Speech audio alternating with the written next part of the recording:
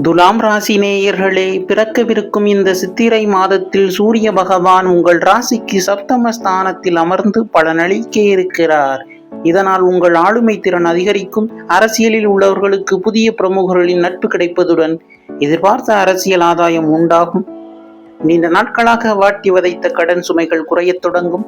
இடம் அல்லது மனை வாங்குவதற்கு வங்கி கடன் எதிர்பார்த்து காத்திருப்பவர்களுக்கு தடையின்றி வங்கி கடன் கிடைக்கும். தடைபட்ட சுபகாரியங்கள் இனிதே கைகூடும். உங்கள் முயற்சிகளில் இருந்த சிக்கல்கள் தானாகவே விலகி தடைகளை தாண்டி வெற்றி பெறுவீர்கள். பணம் கொடுக்கல் வாங்கலில் சிலருடன் பகை ஏற்பட வாய்ப்பு உள்ளது. குறிப்பாக மற்றவர்களுக்கு ஜாமீன் கையெழுத்து போடுவதை தவிர்ப்பது நல்லது.